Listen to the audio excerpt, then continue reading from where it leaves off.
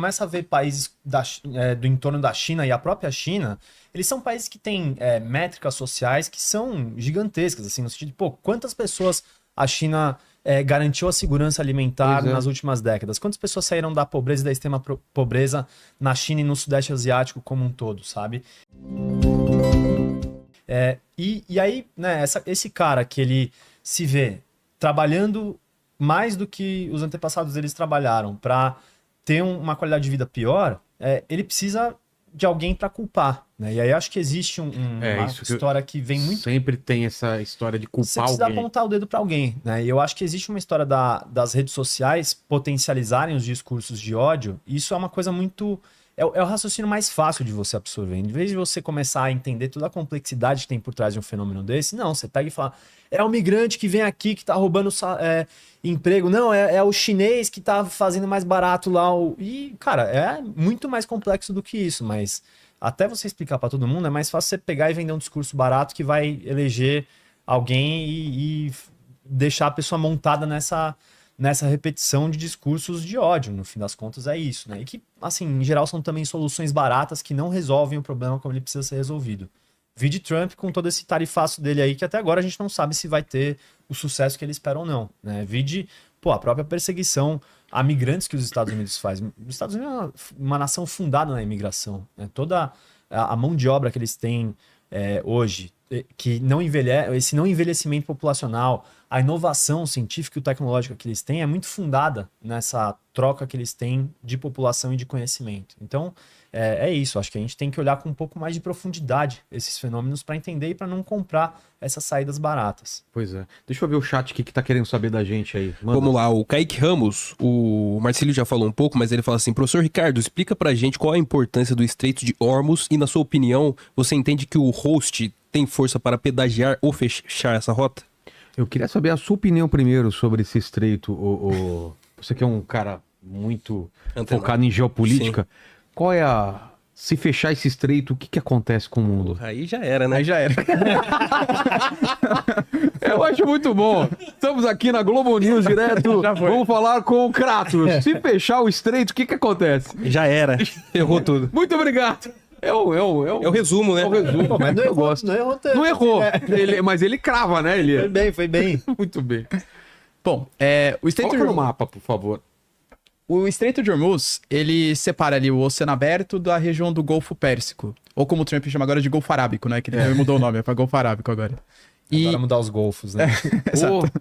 Golfo do México, agora vira...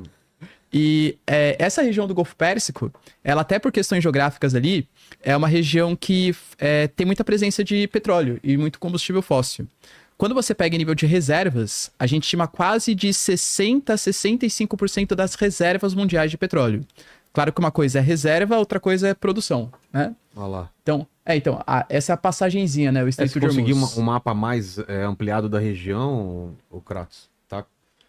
Porque se você pegar ali do estreito, né, pra esquerda, aquele mar ali que vai pra esquerda seria o mar do Golfo Pérsico. E aí não dá pra ter uma noção, se ele pegar o do Oriente Médio, vai aparecer onde tá isso. E aí ele pega países como a Arábia Saudita, como o Kuwait, Catar, Bahrein, enfim, são países que são o Iraque, né, o próprio Irã, que são as maiores reservas de petróleo do mundo. Então, 60% das reservas e cerca de 20% a 25%, depende muito do momento, claro, da produção de petróleo. Hoje, exatamente, esse mapa acho que é melhor, né? Boa. O Irã, ele é quem controla o Estreito de Hormuz. Eventualmente, ele poderia fechar o Estreito de Hormuz. Ele até ameaçou fazer isso, o parlamento ele aprovou. Só que nada no Irã ele é decidido somente pelo parlamento, né? Não, tem que passar... E outra, tem a parte dele, mas tem 33 quilômetros que é que não é dele, né? Mas eu tô falando, ele pode fechar militarmente falando. Colocar ali navios militares, né? Entendi. Meteu louco. Exatamente. Tem que passar pelo Conselho de Segurança do Irã e, claro, a aprovação do Ali Khamenei, né? Que é o chefe supremo, ele que acaba tendo a palavra final sobre a decisão.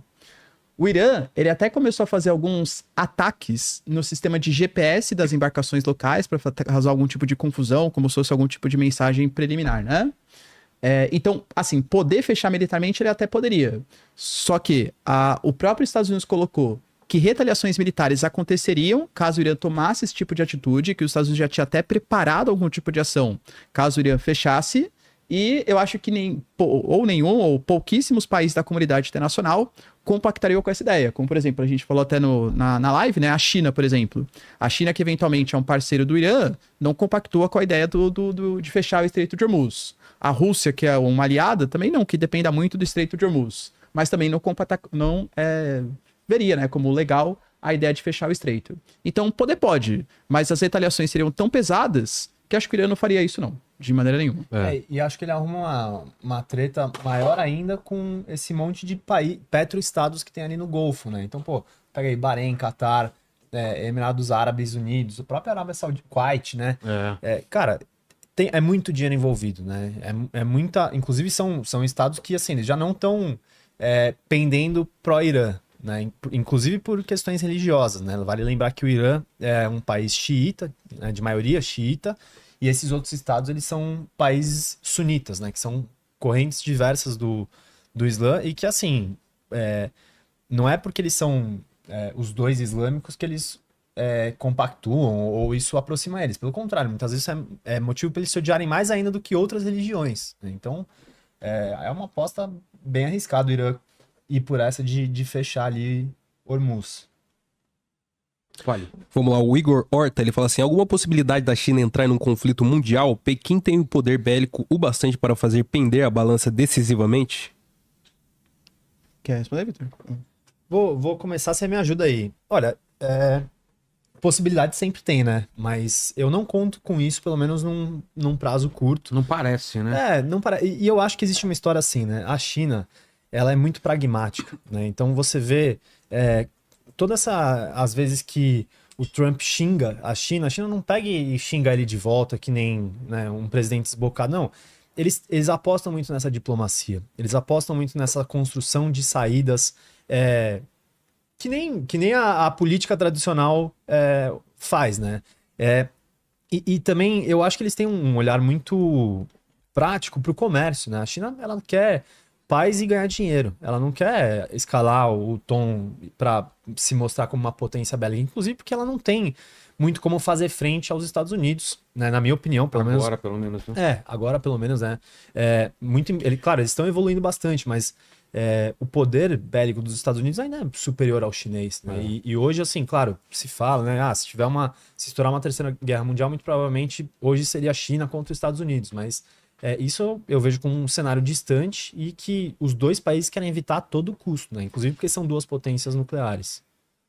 Não, eu concordo. Acho que a palavra certa, até a palavra que eu usaria também, Vitor, a palavra é pragmatismo, né? A China, ela mantém relações diplomáticas e tem como princípios, a gente não se envolve em guerra de terceiros. Por exemplo, a guerra entre Rússia e Ucrânia. Naturalmente, seria natural, já que China e Rússia são aliados estratégicos. Sempre reforço isso. Os dois chegaram a trocar medalhas de melhores amigos. O Putin e o Xi Jinping, né? Um deu uma medalha pro outro de melhor amigo. A China não apoia a Rússia, pelo menos não oficialmente falando. Não forneceu equipamentos militares. O que o Ocidente reclama, mas a China vende insumos, e os insumos a Rússia utiliza para produzir equipamentos. Pô, mas aí também não quer que a China rompa relações comerciais com a Rússia também, né?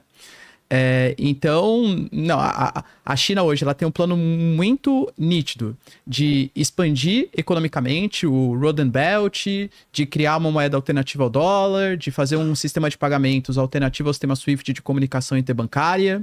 E aí, talvez depois, quando ela se consolidar, além do seu soft power, o seu hard power também, esse poderio militar, aí pode ser que ela comece os seus anseios mais belicistas. Mas também, talvez em Taiwan, no Mar da China Meridional, que são territórios estratégicos para ela. Mas, assim, conflito de terceiros, acho muito difícil.